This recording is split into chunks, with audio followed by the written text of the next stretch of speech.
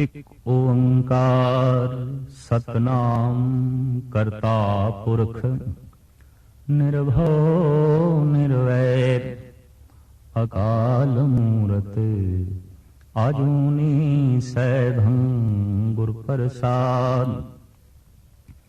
आसा महला पहला वार सलोका नाल श्लोक भी मिले पहले के लिखे टुंडे असराज की धुनी। श्लोक महला पहला बलहारी गुर अपने दिहाड़ी सदवार जिन मानस ते दिल ते किए करत न लागी वार। मल्ला दूजा जे सौ चंदा उगवे सूरज चढ़े हजार एते चानण होंदिया गुर बिन घोर अंधार। मल्ला पहला नानक गुरु न चेतनी मन अपने सुचेत छुटे तिल बुआड़ ज्यों सुने अंदर खेत। खेते अंदर छुटिया कौ नानक सोनाए फलिए फुलिए बपुड़े भी तन विच सुआओ पौड़ी। आप ही ने आप साजियो आप ही ने रचियो नाम दुई कुदरत साजिए करयासन डिठो चाओ। दाता करता आप तू तुस देवे करे पसाओ।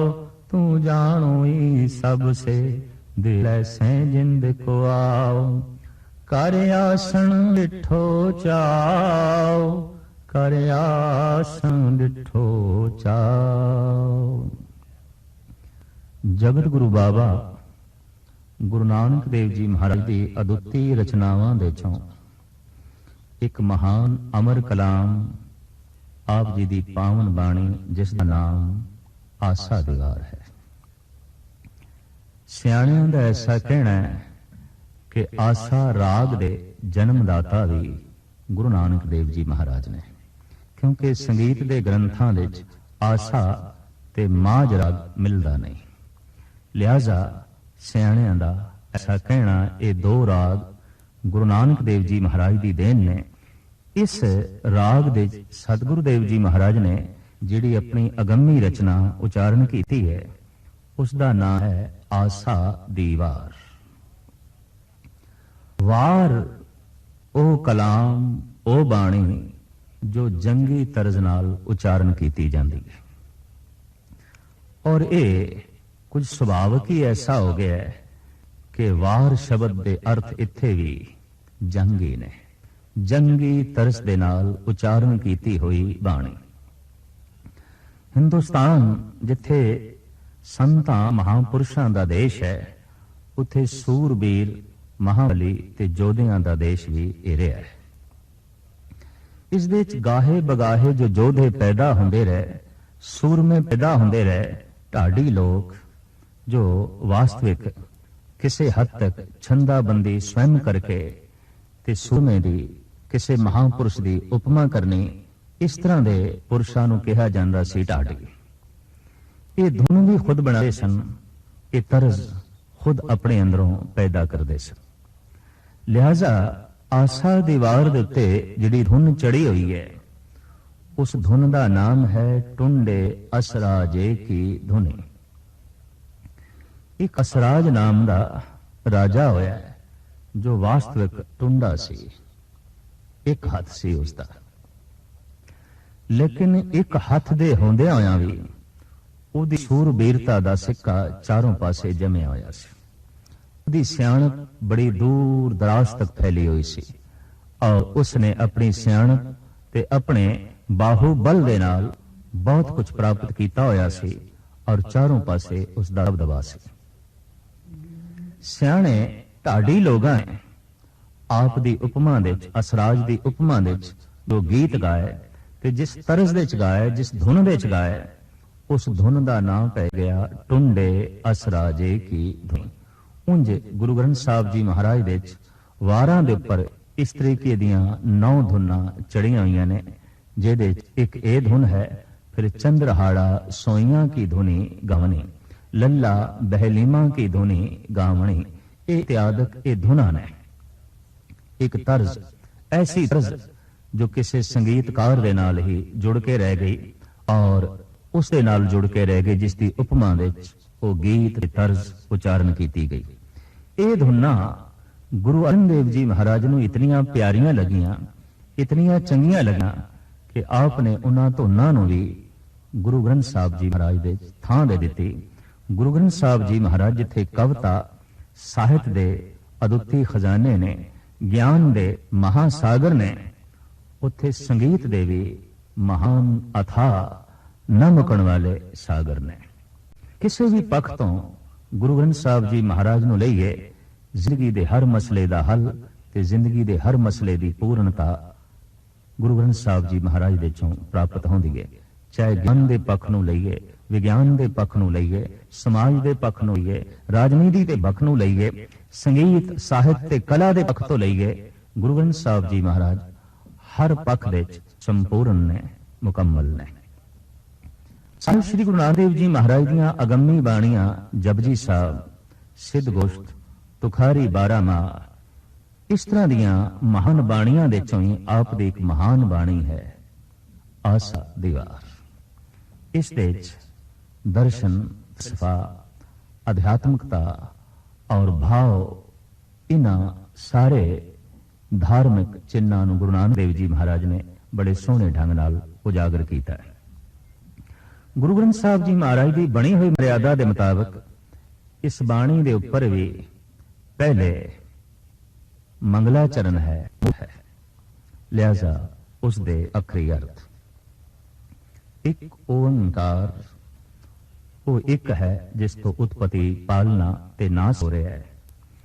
वो सत स्वरूप है, उसका नाम सत है। वो कृत नहीं करता है और ऐसा करता है कि अपनी कृत देच पूरा होया है, व्यापक है। वो भय तो रहत है, वह तो रहत है, काल तो रहत है, लेकिन कल्पना मात्र नहीं है, मूर्तिमान है। वो जन्म देच नहीं है और सुते सित अपने आप तो आप ही प्रकाशमान है। वो गुरु है ते प्रसाद, वो दया दी मूर्ति है, वो रहमत दा खजाना है। आसा महला पहला वार सलोका नाल, सलोक भी महले पहले के लिखे। ये वार महले पहले दी है। ये सारी दी सारी वार जिस दे जितनियां पौड़ियां ने साहिब श्री गुरु नानक देव जी महाराज दियां उचारण कीतियां ने, लेकिन ये शब्द जिहड़े नाल जुड़े ने, सलोक भी महले पहले के, सिर्फ पौड़ी ही गुरु नानक देव जी महाराज की उचारण की हुई नहीं, सलोक भी गुरु नानक देव जी महाराज उचारण किए हुए ने। वार शुद्ध रूप दे सिर्फ पौड़ियां ही ने, सलोक गुरु अर्जन देव जी महाराज ने बाद दे जोड़े ने। जेड़े जेड़े सलोक वारां दे पौड़ियां नाल शमूलियत नहीं हासिल कर सके, ऐसे सलोकां नूं गुरु अर्जन देव जी महाराज ने गुरु ग्रंथ साहब जी महाराज के अखीर दे दर्ज करके ते उन्हां दा सिरलेख लिखिया, सलोक वारां तो वधीक। वो सलोक जो वारां दे च नहीं समा सके, वारां दे नाल नहीं जोड़ जा सके। तो आसा राग दे अंदर ये वार उचारण की हुई है ते दिते हुए सिरलेख के मुताबिक श्लोक भी पहले पातशाह जी दे ने। श्लोक महला पहला, प्रथम श्लोक। बलहारी गुर आपने देवहाड़ी सदवार, जिन मानस ते देवते किए करत न लागी वार। प्रथम श्लोक दे गुरु दी उपमा, गुरु दी महिमा। दरअसल मां बाप पुੱਤ ਨੂੰ जन्म देंदे ने, गुरु देवते ਨੂੰ जन्म दिंदा है। मां बाप सुत ਨੂੰ जन्म देंदे ने, गुरु संत ਨੂੰ जन्म देंदा है। मां बाप भौतिक शरीर ਨੂੰ जन्म देंदे ने, गुरु अध्यात्मवाद ਨੂੰ जन्म देंदा है, रूहानी शरीर ਨੂੰ जन्म देंदा है। लिहाजा गुरु दी महिमा सतगुरु देव जी महाराज इंज बयान करते हैं, बलहारी गुर आपने, मैं अपने गुरु तो बलहारने जाना, सदके जाना, दिहाड़ी सदवार एक दिन दे मैं सैकड़े सैकड़े दफा कुर्बान जाना, सदके जाना, बलहार जाना। क्यों? इतनी गल स्पष्ट है कि जिस तो कुछ प्राप्त होवे वही प्यारा लगता है ते उस तो कुर्बान होने नूं जी करदा है, ते जेड़ा कुछ खो लवे, जेड़ा कुछ इना झपटी करे, उस तो सदके होने नूं जी नहीं करा, बल्कि उन्होंने स्वयं ही खत्म करने नूं जी करदा है।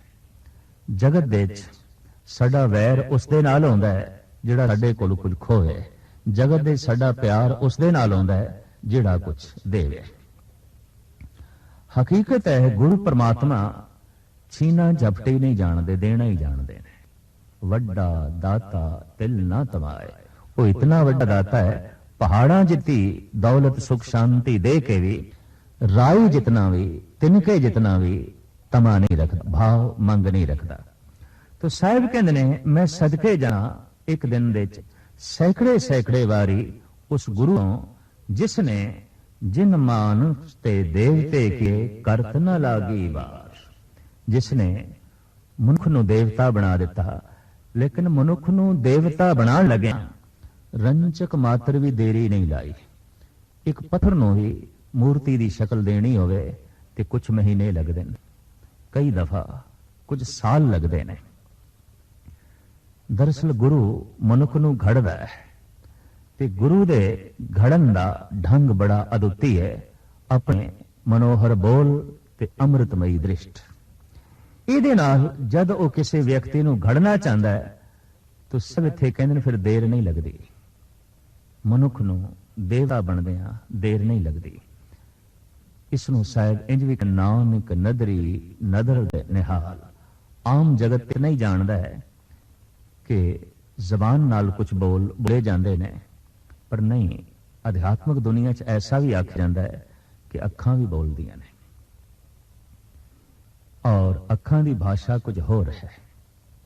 अखां नफरत भी प्रगट करदियां ने, अखां प्यार भी प्रगट करदियां ने, अखां प्रेम भी प्रगट करदियां ने, अखां अपने विचों अमृत दीयां लहरां भी छड्डदियां ने, अखां दे चों जहर भी उबल उबल के पैंदी है।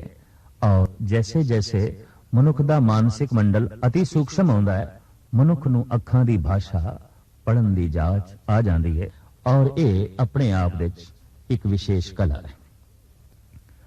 गुरु जद किसे नूं घड़दा है, उनका दृष्ट राही घड़दा है, वचन राही विचार करते और दृष्ट राही आसता, वचन राही मन बल दिता और दृष्ट दे राही देवता बना दिता, चानना प्रकाश दे दिता, नूर दे दिता। तो सारे मानस ते देवते किए करत न लागी वार, रंज मात्र भी देर नहीं लगी उस गुरु नूं मनुखां तो देवते बनांदा। महला दूजा। अगला श्लोक साहिब श्री गुरु अंगद देव जी महाराज का उच्चारण किया है, जिस विच आप फरमान करते ने, जे सो चंदा उगवे सूरज चढ़े हजार, इथे चन होंदियां गुरु बिन घोर अंधार। पृथ्वी दे उत्ते दो ही महान दीपक ने जो चानना वंडदे ने, सूरज चंद्रमा। भौतिक पदार्थ सानू सूरज की रोशनी नाल दिखाई देंदे ने, संसार सानू सूरज की रोशनी नाल दिखाई देंदा है, पर निरंकार ते गुरु की रोशनी नाल ही दिखाई देगा, गुरु के चानने नाल ही दिखाएगा। इंज कह लईए गुरु एक ज्योति है, गुरु एक जोत है, गुरु एक फिलसफा है, गुरु एक नूर है, गुरु तन नहीं, गुरु एक महान रोशनी है, महान विचार है, महान नूर है। सूरज का चानना बाहर पदार्थ का ज्ञान दे देंदा है, उसकी असलियत साडे सामने रख देंदा है। अंधकार दे ते कुछ भी नहीं पता चलता किहड़ी चीज किथे पई है और किहड़ी चीज की है। इस सब कुछ का बोध सूरज की रोशनी दे पता चलता है, पर मैं कौन हाँ, मैं की हाँ, ये ते गुरु ज्योति गुरु दे चने तो ही पता चलता है, गुरु की रोशनी तो ही पता चलता है। पृथ्वी ते सूरज का चानना हर वक्त नहीं आता, पृथ्वी ते रात आ जाती है। पर इतनी गल स्पष्ट है, सूरज दे हर वक्त चानना है, पर जब पृथ्वी सूरज तो कंड कर लेंदी है तो पृथ्वी के हिस्से अंधकार छा जाता है। गुरु ते एक जोत है, नूर है, और उस दे हर वक्त ये नूर है। वो नूर हर वक्त वंड रहा है, पर जद मनुख बेमुख हो जाता है, जद मनुख पिठ कर लैंदा है, तो उस नूर तो वांझा रह जाता है, उस चानने तो वांझा रह जाता है। अखां बंद कर दईए, सूरज रोशनी नालों संबंध टुट जाता है, ते मन मुख बन जाइए, मन दे अधीन होके चलीए, तो फिर गुरु दी रोशनी नालों, गुरु दे चानने नालों भी संबंध टुट जाता है। ये दो तरह की रोशनी है। एक रोशनी हो जो साडी अखां नूं मिलदी है ते पदार्थ दा उस बोध मिलता है। एक रोशनी हो जो साडे मन नूं मिलदी है ते उस नाल परमात्मा दा बोध मिलता है, ईश्वर दा बोध मिलता है। इस वास्ते साहिब कहंदे ने, जे सो चंदा उगवे सूरज चढ़े हजार, चाहे एक चंद्रमा नहीं सैकड़े चंद्रमा आकाश दे उत्ते उतर आन, और सूरज एक नहीं हजारां सूरज आके अपनी रोशनी वंडन, पर इते चानण होंदियां गुरु बिन घोर अंधार। चाहे इतना ही चानना क्यों ना होवे, इतना ही प्रकाश क्यों, गुरु ज्योति तो बिना अंधकार बनिया रहिंदा है, अपने आप दा पता ही नहीं चलता। मैं की हां, मैं कौन हां।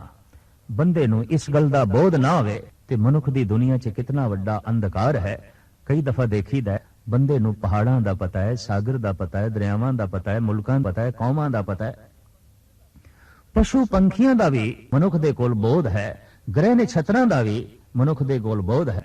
पर कितनी गजब दी गल है कि मनुख दे कोल अपने आप दा कोई बोध नहीं, अपने आप दा कोई ज्ञान नहीं। ये कौन है? किसे विज्ञान कोल पुछांगे ते उसका जिहड़ा जवाब होवेगा वो अधूरा होवेगा। इंज कह लईए वो गलत होवेगा। कोल पुछिए तो ओदा ते कहना यही होवेगा, कहो कबीर एह राम की अंश, जस कागद पर मिटे न मनस। मैं ते राम दी अंश हां, मैनूं पता चल गया है मैं उस सूरज दी किरण हां, मैनूं पता चल गया है मैं उस सागर दी लहर हां। पर यह पता चलता है गुरु चानने दे विच, इसदा बोध मिलता है गुरु ज्योति नाल। इस वास्ते साहिब कहंदे ने कि एक चंद्रमा नहीं सैकड़े चंद्रमा, एक सूरज नहीं हजारां सूरज जे आसमान दे उत्ते आके अपनी रोशनी वंडन, तां भी अपने आप दा बोध नहीं मिलता, पता ही नहीं चलता कि मैं कौन हां, मैं की हां। ये गुरु ज्योति नाल ही पता चलता है। इस वास्ते गुरु एक ऐसा महान नूर है जिस तो हजारां सूरज कुर्बान किए जा सकते हैं। गुरु एक ऐसा महान चान है जिहदे सामने हजारां चंद्रमा तुच्छ ने। जे सो चंदा उगवे सूरज चढ़े हजार, एते चानण होंदियां गुरु बिन घोर अंधार। मल्ला पहला, नानक गुरु न चेतने मन अपने सुचेत।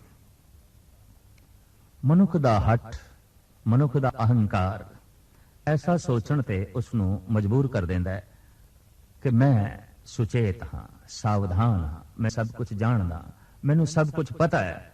ते गुरु दा चिंतन नहीं करदा, गुरु नूं याद नहीं करदा, गुरु नाल जुड़दा नहीं। इस वास्ते नहीं जुड़दा, मन अपने सुचेत, अपने मन विच मनी बैठा है कि मैं ते सुचेत हाँ, मैं ते सावधान हाँ, मैं ते सब कुछ जानदा, मैनू सब कुछ दा पता है।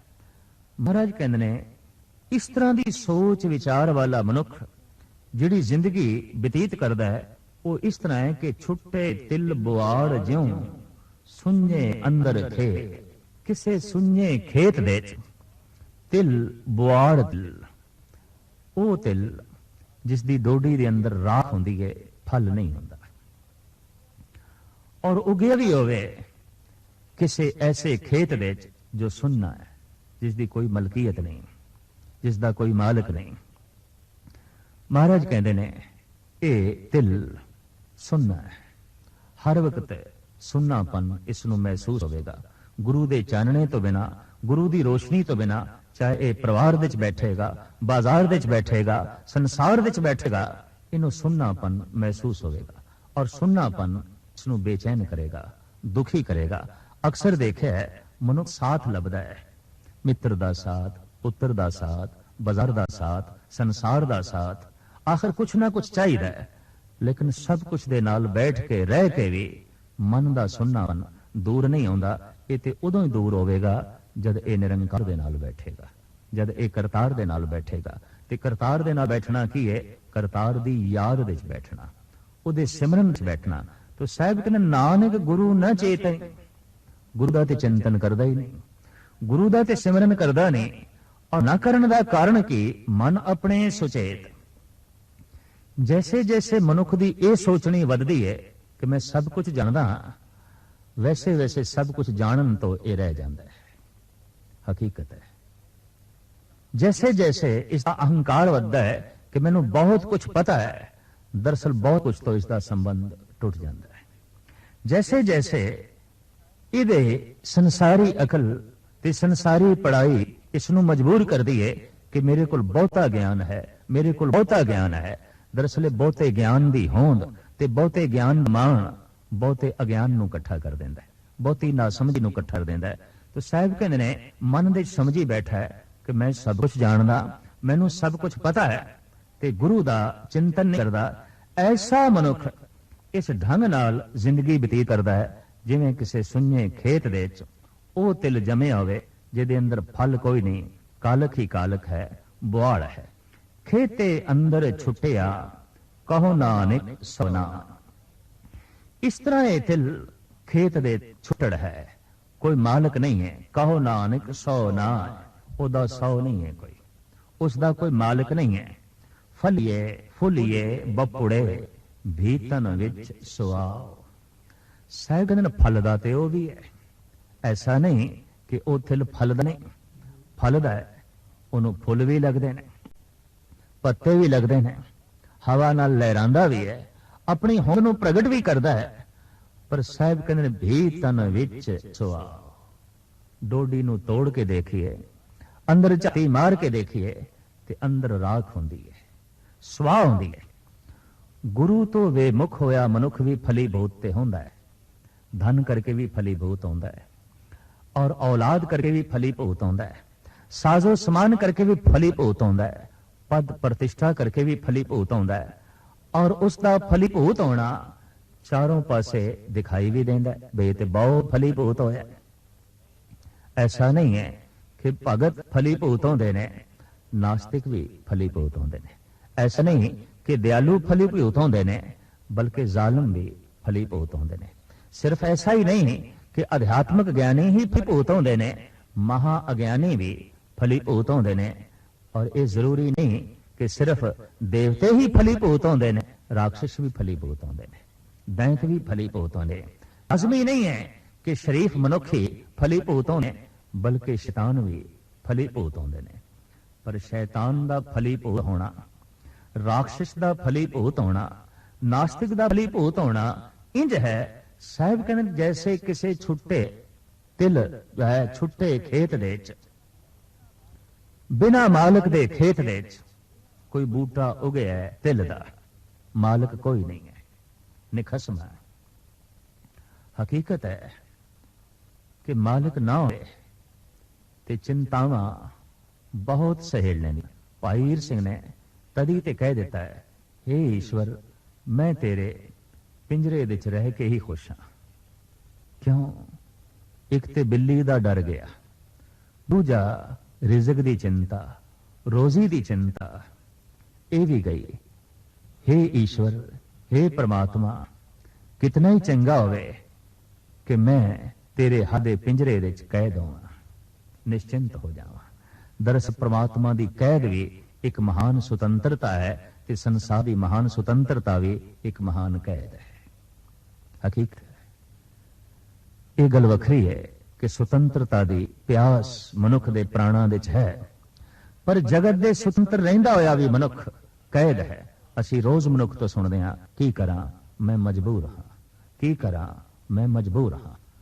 ਤੇ ਮਜਬੂਰ ਹਾਂ ਐਸਾ ਕਹਿਣਾ ਇਸ ਗੱਲ ਦਾ ਸਬੂਤ ਹੈ ਕਿ ਤੂੰ ਕੈਦ ਵਿੱਚ ਹੈ, ਤੂੰ ਗ੍ਰਿਫਤ ਵਿੱਚ ਹੈ, ਤੂੰ ਪਕੜ ਵਿੱਚ ਹੈ, ਤੂੰ ਸੁਤੰਤਰ ਨਹੀਂ। ਔਰ ਇਹ ਮਜਬੂਰੀ ਜ਼ਿੰਦਗੀ ਦੀ ਹਰ ਥਾਂ ਤੇ ਪ੍ਰਗਟ ਹੁੰਦੀ ਹੈ। किधरे समाज के तल ते, किधरे अर्थ व्यवस्था के तल ते, किधरे राजनीतिक तल ते बंदा कह देंदा है मैं मजबूर हाँ। किधरे रोग के तल ते, किधरे सोग के तल ते मनुख कह देंदा है मैं मजबूर हाँ, मेरा वस नहीं चलता। और यही गल एक कैदी कह देंदा है मैं मजबूर हाँ, पिंजरे च डके होया। मजबूरियां अलग अलग हो सकदियां ने, ये जेलां वख-वख हो सकदियां ने, लेकिन हैं सारे कैदी। मजबूरियां वख-वख हो सकदियां ने पर मजबूर सारे ही ने। पर जिहड़ा एक दफा परमात्मा की कैद दे चला जाता है, परमात्मा के पिंजरे उहदी याद, उहदे सिमरन, उहदे भरोसे, उहदे सिदक ते उसकी होंद की कैद दे जद अपने आप को कोई लीन कर लेंदा है ते महान सुतंत्रता का फल उसकी झोली दे पैंदा है। ये कह लो जो जप तप दे नियम दे, जो महापुरुषों के बनाए हुए नियम दे अपने आप को गिरफ्त कर लेंदा है, सच्ची सुतंत्रता का आनंद वही माणदा है। पूर्ण तौर पर मोक्ष का आनंद वही माणदा है। साहिब कहते ने फल दे फुल दे ते नास्तिक भी ने, दुष्ट लोग भी फलीभूत होंदे ने। सिर्फ ऐसा ही नहीं है कि शरीफ बंदे, सियाणे बंदे, दानी बंदे, गुआन बंदे फलीभूत होंदे ने, नहीं, नास्तिक भी फलीभूत होंदे। ऐसा नहीं कि अंब दा दरख्त ही फलीभूत होंदा है, अक दे दरख्त भी फलीभूत होंदे ने। सिर्फ ऐसा नहीं कि अंगूर लगदे ने, फल लगदे ने, बल्कि कंडियाली झाड़ियां नूं भी फल लगदे ने। सिर्फ ऐसा ही नहीं कि अमरूद नूं ही फल लगदे ने, निम नूं भी फल लगदे ने।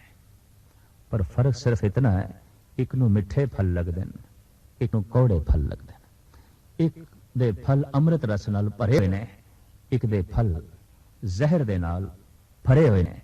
लिहाजा भगत भी फलीभूत होंदे ने, नास्तिक भी फलीभूत होंदे ने।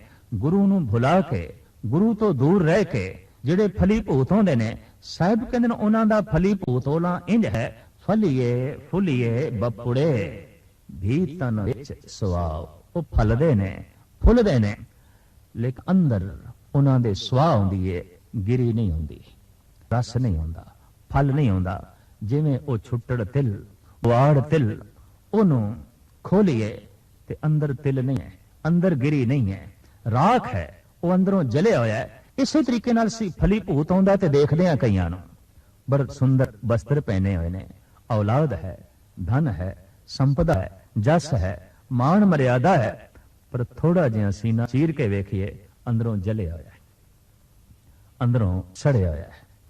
और इतना जलिया है, इतना सड़िया है कि बेचैनी बाहर आके पैंदी पई है, से बाहर आके जो है निकलते पे ने, प्रगट हो रहे ने। तो प्रथम ये जिहड़े श्लोक आशा दीवार दियां इन्हां महापौड़ियां नाल जो जुड़े हुए ने, इहदे च गुरु दी महिमा, गुरु दी उपमा है। और गुरु नूं महान ज्योति आख्या गया है। गुरु महान सूरज है, गुरु महान चंद्रमा है, जिहदी रोशनी दे च अपने आप दा पता चलदा है, अपनी होंद दा पता चलदा है, अपनी कालख पता चलदा है ते अपनी कालख नूं दूर करन दी समर्था प्रदान होंदी है गुरु ज्योति करके, गुरु बख्शिश करके, गुरु रहमत करके। गुरु नानक दे घर नूं ही गुरु घर आख्या जांदा है। वख-वख जिहड़ियां जगत संप्रदावां प्रगट होईयां, उन्हां दे च गुरु नानक ने जिस संप्रदा नूं जन्म दिता उसनूं ते आख्या ही जांदा है गुरु घर। ते गुरु घर दे जो आ गया वो शिष्य हो जांदा है, वो सिख हो जांदा है। ते जिहड़ा गुरु दी विचार नूं अपनी झोली च पा लैंदा है, वो फिर इस ढंग नाल फलीभूत होंदा है कि फल भी मिठे, फुल भी सोहणे खूबसूरत, छाया भी महान ते संघनी।